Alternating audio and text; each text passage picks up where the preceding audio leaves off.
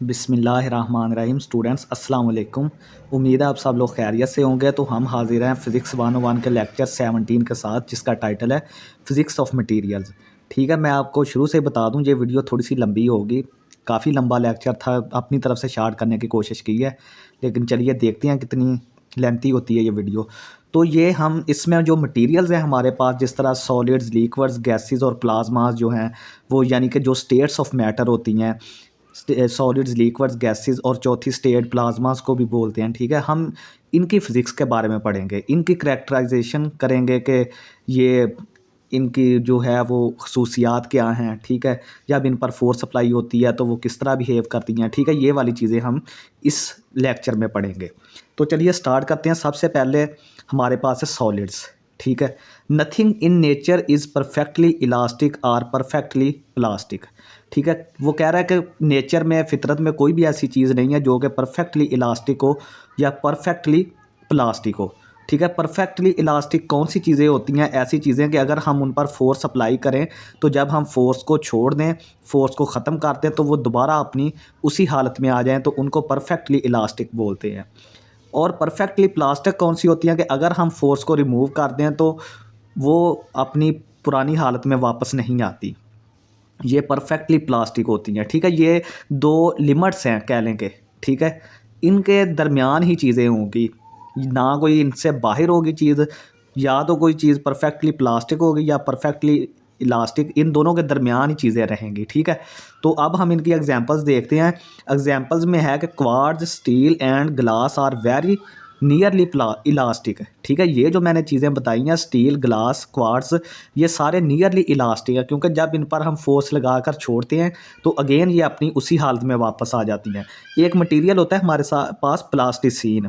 ये प्लास्टिक होता है, ये प्योरली प्लास्टिक होता है, क्योंकि जब हम इस पर जो है वो फोर्स अप्लाई करेंगे तो ये अपनी असली हालत में वापस नहीं आएगा। तो ये परफेक्टली प्लास्टिक है हमारे पास। ठीक है, तो नेक्स्ट हम करते हैं कि जब भी हम किसी चीज़ पर फोर्स अप्लाई करते हैं तो उस पर स्ट्रेस पैदा होती है। ठीक है, तो ये हमारे पास क्या होती है कि characterises the strength of the force causing the stretch, squeeze or twist, usually defined as force per unit area. ठीक है, स्ट्रेस क्या होती है कि ये उस फोर्स की स्ट्रेंथ को करेक्टराइज करती है, जो कि स्ट्रेच, सिकुड़ना या ट्विस्ट हो जाना। ठीक है, जब हम किसी भी चीज़ पर फोर्स अप्लाई करते हैं वो या तो स्ट्रेच होती है, या स्क्वीज सिकुड़ जाती है, या फिर ट्विस्ट हो जाती है। तो ये जो स्ट्रेस है ना, ये उसको करेक्टराइज करती है, उस फोर्स को करेक्टराइज करती है कि उस फोर्स की जो है वो स्ट्रेंथ कितनी थी। तो इसको हम डिफाइन कैसे करते हैं?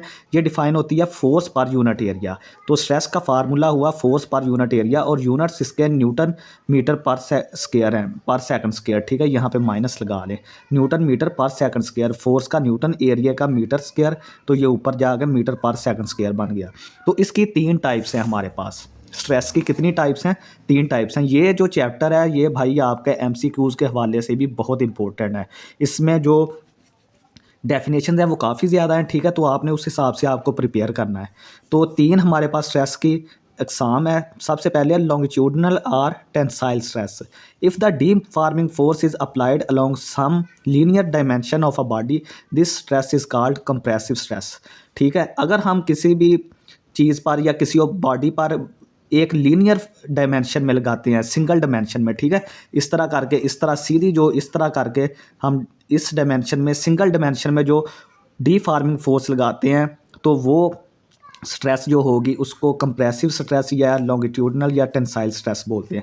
ये देखें, ये मैंने एक ब्लॉक सा रखा हुआ है लकड़ी का, तो इस पर मैं, कोई बंदा ऊपर से ये हाथ के साथ जोर लगा रहा है। ये देखें, एक लाइन में लग रही है ना ये। ठीक है, जो एक लीनियर डायरेक्शन में लग रही हो, लीनियर डायरेक्शन में जो फोर्स लग रही हो उसको हम लॉन्गिट्यूडनल स्ट्रेस कहते हैं। ठीक है, नेक्स्ट है volumetric stress. If the force acts normally and uniformly from all sides, it is volume stress. ठीक है, अगर कोई फोर्स जो है वो किसी चीज़ के चारों तरफ से लग रही है और नॉर्मली एक्ट कर रही है।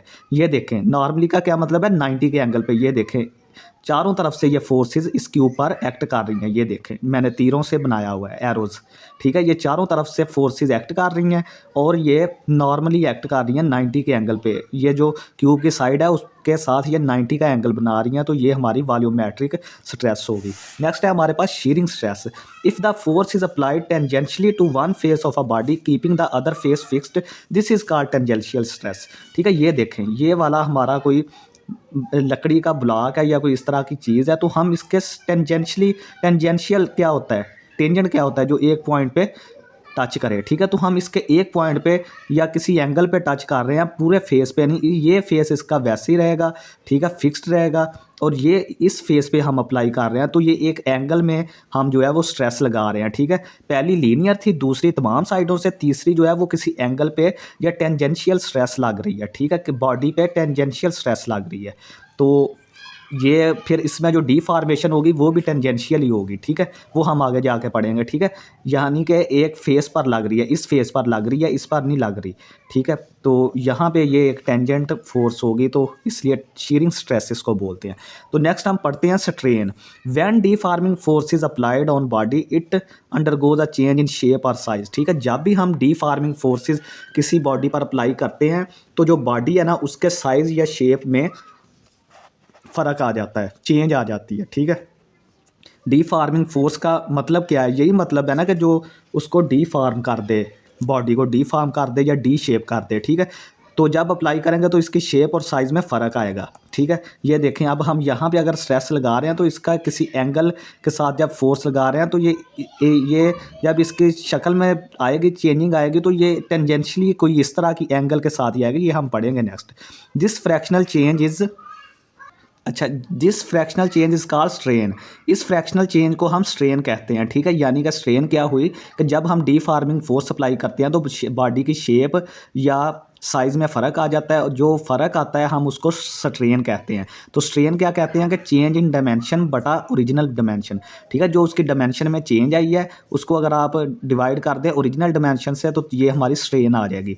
इट हैज़ नो यूनिट्स, ज़ाहिर बात है ऊपर और नीचे दोनों सेम क्वांटिटीज़ हैं, डायमेंशन तो इसके कोई यूनिट्स नहीं होंगे, तो रेशो ऑफ सेम क्वांटिटीज़, क्योंकि ये दोनों सेम क्वांटिटीज़ हैं इस वजह से इसके यूनिट्स कोई नहीं है। It is also of 3 types, ये भी 3 टाइप्स की है, ठीक है। अब हम इसकी 3 टाइप्स पढ़ते हैं। सबसे पहले लॉन्गिट्यूडनल या लीनियर स्ट्रेन।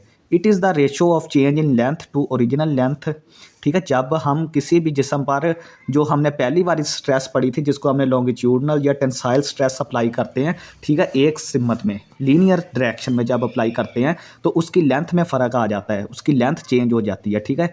ये देखें अगर हमारे पास कोई ये ब्लॉक पड़ा हुआ है इस तरह करके, तो जब हम इस पर इस तरफ डायरेक्शन फोर्स लगाएंगे, ठीक है, तो इसकी लेंथ में फ़र्क आएगा, ठीक है। इसको या कोई तार है हमारे पास, वायर है, तो हम उसको इस तरह जब पकड़ के खींचेंगे तो उसकी लेंथ में फ़र्क आएगा।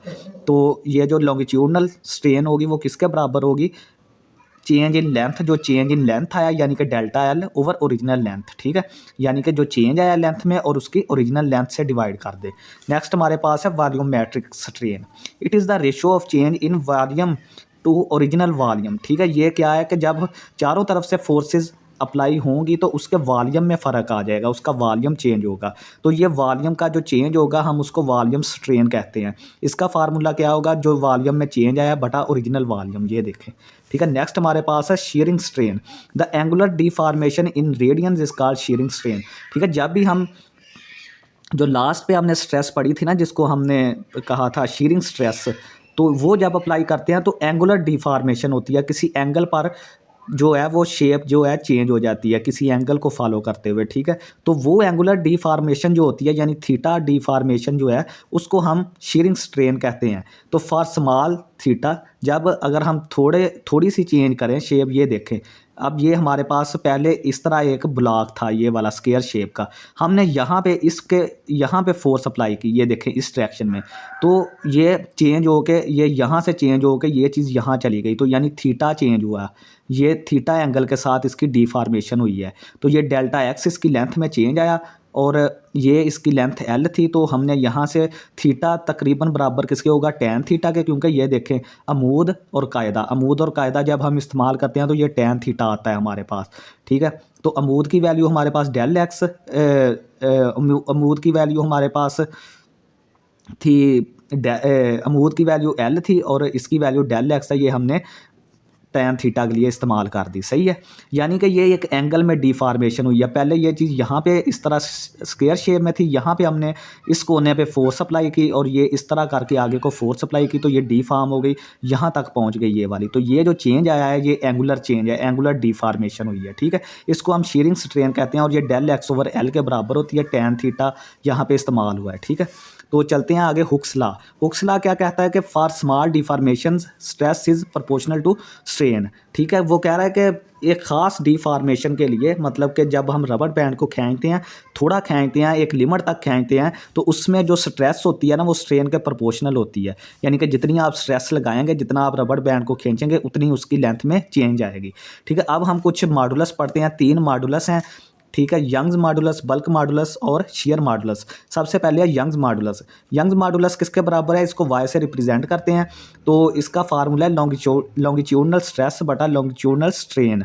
ठीक है, आपने इस डायरेक्शन में, लॉन्गिट्यूडनल डायरेक्शन में, एक्स एक्सिस में कितनी स्ट्रेस या फोर्स लगाई है, कितना प्रेशर लगाया है, तो और उसमें कितना चेंज आया है, उसकी लेंथ में कितना चेंज है, ये मैंने देखें बना के दिखाई है। पहले इसकी लेंथ एल थी, फिर हमने इस डायरेक्शन में फोर्स लगाई, तो इसकी लेंथ डेल्टा एल हो गई, डेल्टा एल चेंज हो गई। ठीक है, और इसका क्रॉस सेक्शनल एरिया ए है। तो हमने पढ़ा है कि यहाँ पे लॉन्गिट्यूडनल स्ट्रेस का फार्मूला एफ ओवर ए है, हम पीछे पढ़ के आए हैं। ठीक है, फोर्स पर यूनिट एरिया। और लॉन्गिट्यूडनल स्ट्रेन क्या है? डेल्टा एल ओवर एल, ये भी हम पीछे पढ़ के आए हैं। जो लेंथ में चेंज आता है वो लॉन्गिट्यूडनल स्ट्रेन होती है। नेक्स्ट हमारे पास है बल्क मॉडुलस। इसको बी से रिप्रेजेंट करते हैं, तो volumetric stress over volumetric strain. जो वॉल्यूम स्ट्रेस की वजह से वॉल्यूम स्ट्रेन पैदा होता है, उसकी रेशो को हम बल्क मॉडुलस कहते हैं। ठीक है, ये हमारे पास एक स्फीयर है, इस पर चारों तरफ से प्रेशर लग रहा है या फोर्स लग रही है। ठीक है, तो हमारे पास क्या होगा कि जो इसका चेंज आएगा ना, वॉल्यूम स्ट्रेस जो ऊपर प्रेशर लगा रहे हैं और जो उसमें स्ट्रेन पैदा हो रही है, उसका रेशो। तो यहाँ पे हम ये कंसिडर करते हैं बॉडी, उसका वॉल्यूम वी है और यूनिफॉर्म प्रेशर उस पर तमाम साइडों से डेल्टा पी अप्लाई हो रहा है। ठीक है, तो decrease in volume delta we.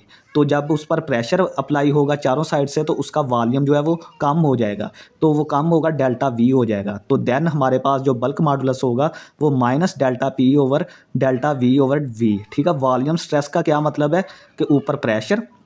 ठीक है, क्योंकि एफ ओवर ए हमारा प्रेशर के बराबर भी होता है। ठीक है, ये आपने आगे जाके पढ़ना है। तो ये delta V over V volumetric strain आ गई, यानी कि उसके चेंज कितना आया वॉल्यूम में। ये नेगेटिव साइन जो है वो इस वजह से है कि इंक्रीज इन प्रेशर का क्या मतलब है? Decrease in volume. जितना आप प्रेशर इंक्रीज करेंगे, वॉल्यूम उसका उतना डिक्रीज होगा। और 1 ओवर बी को हम कंप्रेसिबिलिटी कांस्टेंट कहते हैं। ठीक है, तो स्मॉल बी का मतलब है कि इजी टू कंप्रेस। अगर किसी मटेरियल का बी स्मॉल है तो वो इजी टू कंप्रेस होगा, अगर बी लार्ज है तो वो हार्ड टू कंप्रेस होगा, और अगर बी 0 के बराबर है तो वो इनकम्प्रेसिबल होगा। ठीक है, नेक्स्ट हमारे पास है शियर मॉडुलस। इसको हम ईटा से रिप्रेजेंट करते हैं। इसका क्या मतलब है कि shearing stress over shearing strain. ठीक है, it is also called modulus of rigidity. ठीक है, ये एमसीक्यूज भी आ सकता है। ठीक है, आपने याद रखना है। तो ईटा हमारा किसके इक्वल हो गया? शीयरिंग स्ट्रेस हमने पढ़ी थी, शीयरिंग स्ट्रेस होती है एफ ओवर ए। स्ट्रेस यहाँ ऊपर आपने स्ट्रेस का फार्मूला लगाना है, एफ ओवर ए। नीचे शीयरिंग स्ट्रेन किसके बराबर थी? थीटा के बराबर।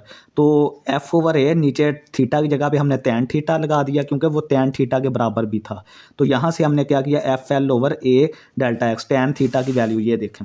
यहाँ से हमने थीटा की जगह पे टैन थीटा और फिर उसकी जगह पे ये वैल्यू रख के इसको थोड़ा सा सीधा कर दिया। ठीक है स्टूडेंट्स, नेक्स्ट हमारे पास एक और स्टूडेंट है, पॉइसॉन्स रेशो।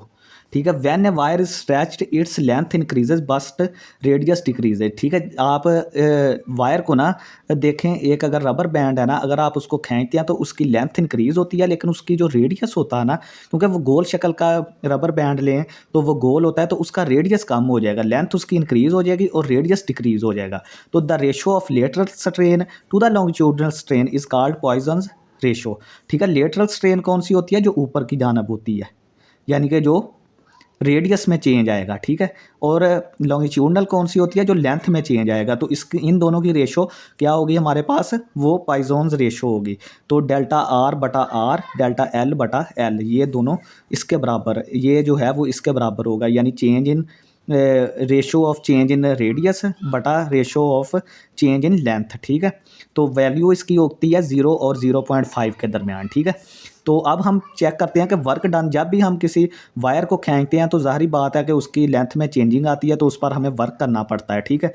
तो हम एक फोर्स YA/L × X, ये हमने यंग्स मॉडुलस से ही कैलकुलेट की है ये चीज़, वहाँ फोर्स निकाल के तो ये चीज़ हमने यहाँ पे निकाल ली है फोर्स। तो the work done in extending the wire through ΔL is given by, ठीक है। हमने 0 से लेकर ΔL तक उसको खींचना है, ठीक है। तो यहाँ हम इसको फिर इंटीग्रेट कर देंगे, जो हम पीछे पढ़ के हैं। तो W is equal to integration of 0 to ΔL F dx, F की वैल्यू ये है, ये वाली चीज़ कांस्टेंट है, ये इंटेग्रल से बाहर आ जाएगी, तो 0 टू ΔL X dx आ जाएगा। जब आप इसकी इंटीग्रेशन करेंगे ये x² आएगा, तो 1/2 को बाहर निकाल लें, ये आ गया। तो जब ये लिमिट्स आप पुट करेंगे तो ये लिमिट सिर्फ आएगी, ये तो 0 है, ये ΔL² वैसे आ जाएगा, साथ 1/2 आ जाएगा, तो साथ ये चीज़ आ जाएगी, ठीक है।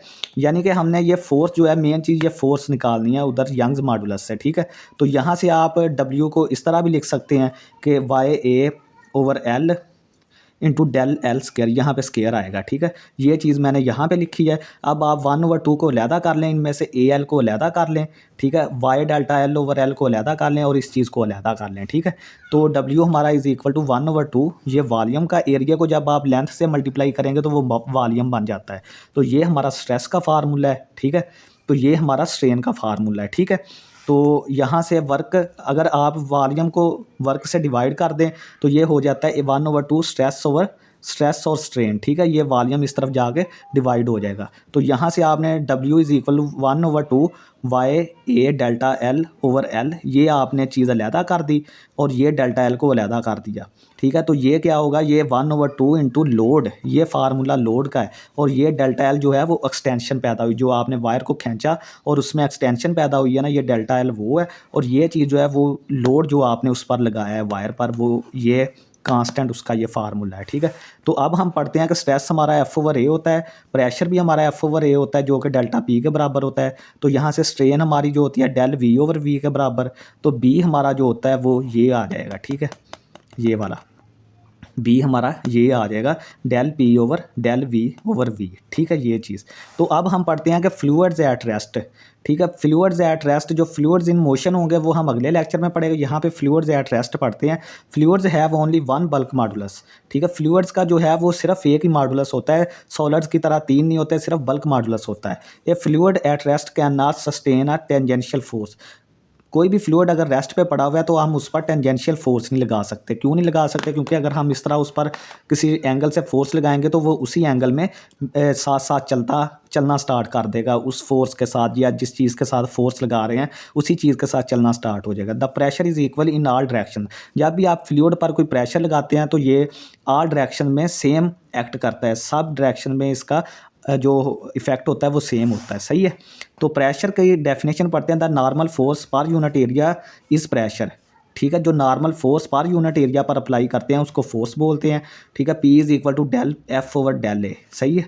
It is a scalar quantity, units are newton meter per second square और पास्कल, ठीक है। स्केलर क्वांटिटी है, इसके यूनिट्स ये होते हैं, फार्मूला ये वाला होता है, सही है। ये सारी MCQs के हवाले से चीज़ें बहुत इंपॉर्टेंट है। नेक्स्ट है टिपिकल प्रेशर्स।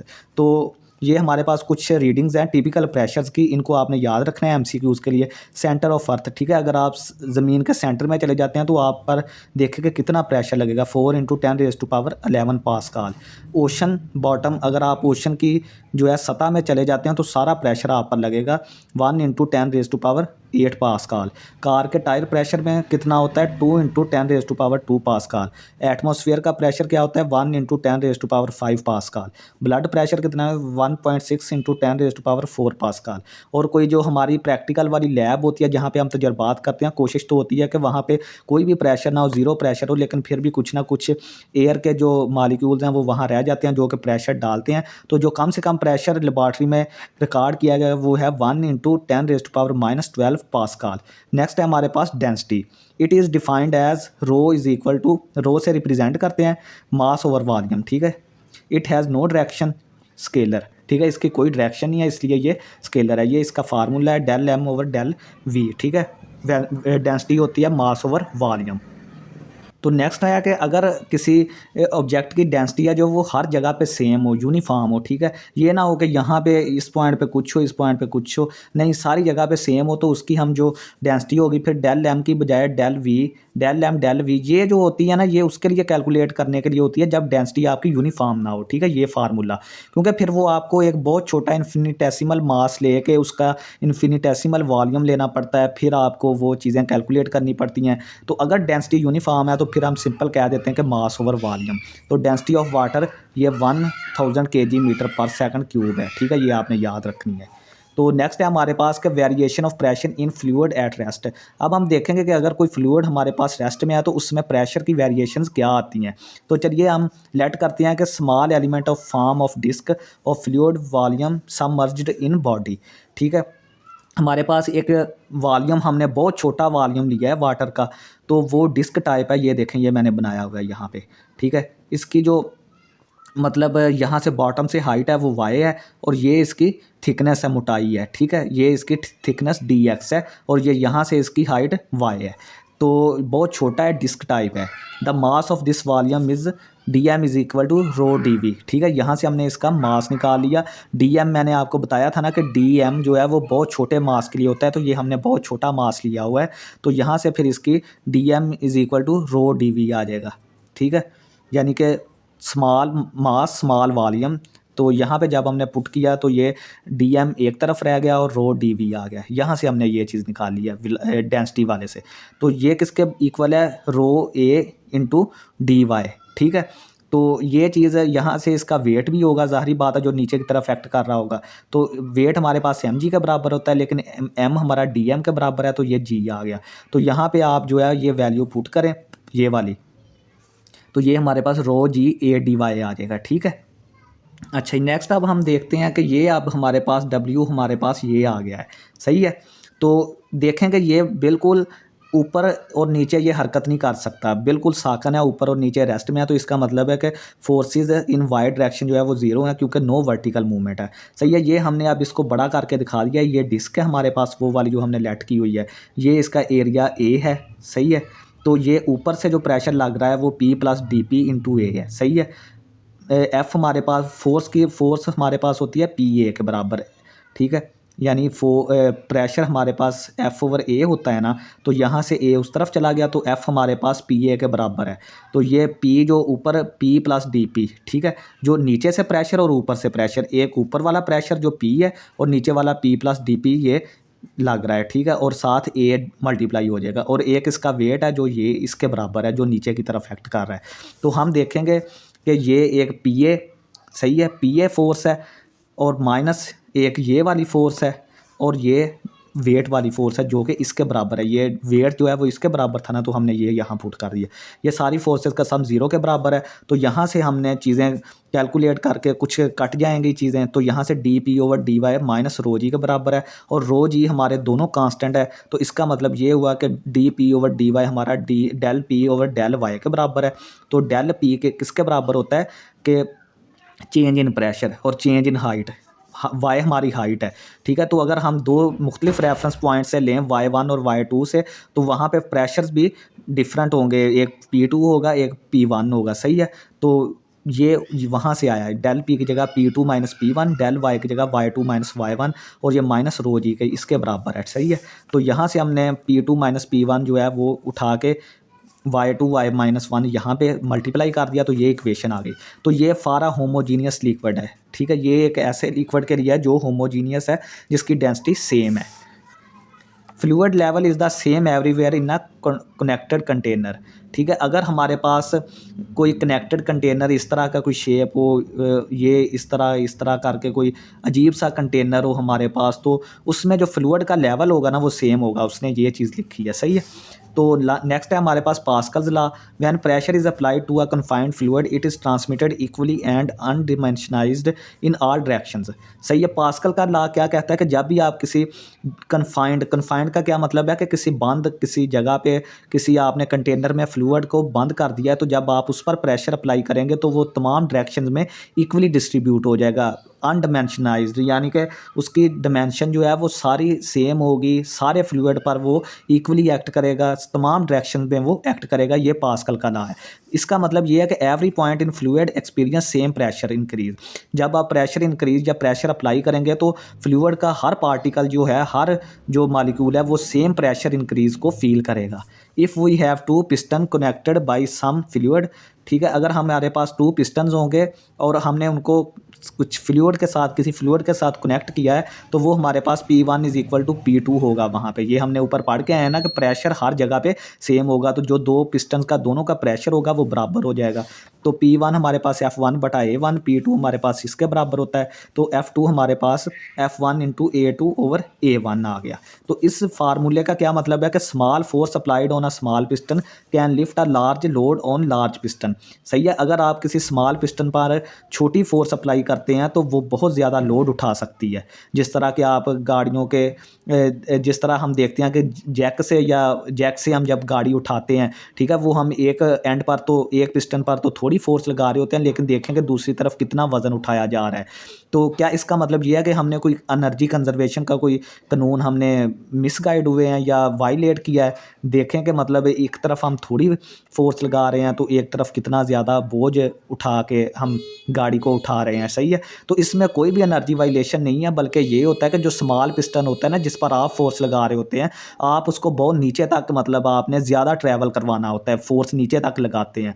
फिर जो है वो गाड़ी वाला जो पिस्टन होता है वो बिल्कुल थोड़ा सा रेज होता है, यानी वो थोड़ा काम उसके बराबर ही काम करता है। आपको ज़्यादा मूव करवाना पड़ता है पिस्टन, और जो गाड़ी वाला पिस्टन होता है वो बिल्कुल थोड़ा सा अप होता है। सही है, तो एनर्जी कंजर्वेशन का कोई कानून फेल नहीं होता यहाँ पे। तो यही जो चीज़ है हाइड्रोलिक प्रेस प्रिंसिपल है, ठीक है, इसी को हम हाइड्रोलिक प्रेस प्रिंसिपल बोलते हैं, जो कि स्मॉल पिस्टन पर स्मॉल फोर्स और ज़्यादा लोड उठा लेना। तो यही प्रिंसिपल जो है वो प्रेशर ब्रेक्स में भी अप्लाई होता है। जब आप पैडल को प्रेस करते हैं तो जो हाइड्रोलिक प्रेशर होता है वो सिलेंडर्स तक जाता है, फिर वो सिलेंडर जो है वो डिस्क ब्रेक की जो डिस्क होती है उसको प्रेस करके वो टायर के साथ लगाते हैं, जिसके नतीजे में ब्रेक सप्लाई होती हैं। नेक्स्ट हमारे पास है mercury barometer. Mercury barometer it is an instrument use to measure atmospheric pressure. ये वो हमारे पास इंस्ट्रूमेंट होता है जिसके साथ हम एटमॉस्फेरिक प्रेशर मेजर करते हैं। और जब दोनों एक्विलिब्रियम में हम जब बात करते हैं तो pressure at a bottom of column in tube. सही है, both points A and B are at the same horizontal level too so pressure of atmospheric pressure is equal to H rho G. सही है, atmospheric eight equilibrium हमारे पास जो atmospheric pressure होता है वो H rho G के बराबर है। एच जो है वो हाइट होती है मरकरी कॉलम की, और रो डेंसिटी होती है मरकरी की, और जी जो है ग्रेविटेशनल कांस्टेंट होता है। सही है, तो नेक्स्ट हमारे पास है आर्किमिडीज प्रिंसिपल, जिसको तैरने का असूल भी कहते हैं। ठीक है, इसी ने सबसे पहले जो तैरने का असूल था वो वज़ा किया था। तो when a body is fully और partially immersed in a fluid, वो कहता है कि जब आप किसी बॉडी को पार्शली या उसका मतलब थोड़ा हिस्सा या उसको फुली पानी में या फ्लूइड में डुबोते हैं तो it experiences an upward force called buoyant force equal to the weight of fluid displaced by body. ठीक है, तो ये एक्सपीरियंस करती है एक ऐसी फोर्स जिसको बायोंट फोर्स कहते हैं, और ये इक्वल होती है उस वेट के जो कि जब आपने ऑब्जेक्ट को नीचे पानी में डुबोया तो उसने, ज़ाहिर बात है, जब आप किसी चीज़ को पानी में डुबोएंगे तो वो पानी को परे करेगी, पानी को साइड पे हटाएगी। ठीक है, फिर ही वो उसमें जाएगी ना। तो वो जो बायोंट फोर्स होती है वो उस फ्लूइड के वज़न के बराबर होती है जो बॉडी ने डिस्प्लेस किया हो या परे किया हो। ठीक है, तो प्रेशर एट टॉप पे प्रेशर ये होता है P1 is equal to rho G H1, pressure at bottom रो2 P2 is equal to rho G H2। तो नेट जो टोटल बायोंस फोर्स होगी वो हमारे पास P2A माइनस P1A रो जी H2 माइनस H1। ठीक है, यहाँ पे हमने वो ये वाली दो इक्वेशंस पुट कर दी हैं, ये वाली। ठीक है, जो हमने यहाँ पे A को कॉमन लेके H2 माइनस H1, और ये रो जी वैसे कांस्टेंट थे बाहर रह गए, तो ये H2 माइनस H1 इंटू ए जो है वो वॉल्यूम है। किसका वॉल्यूम है? जो ऑब्जेक्ट हमने इमर्स किया था, पानी में डुबोया था, ये उस चीज़ का वॉल्यूम है। तो हमारे पास बायोंट फोर्स किसके बराबर आ गई? रो जी, और इसकी जगह पे हमने वी पुट कर दिया, रो जी वी आ गई। तो ये था स्टूडेंट्स हमारा आज का लेक्चर। उम्मीद है आप सबको पसंद आया होगा। तो लास्ट पे आपसे यही रिक्वेस्ट है कि हमारे चैनल 5 मैथमेटिक्स को लाइक करें, सब्सक्राइब करें और दोस्तों में लाजमी शेयर करें। और अगर हमारी वीडियो आपको पसंद आ रही है तो प्लीज़ कमेंट करें और वीडियो को लाइक करें। बहुत शुक्रिया स्टूडेंट्स, अल्लाह हाफिज़।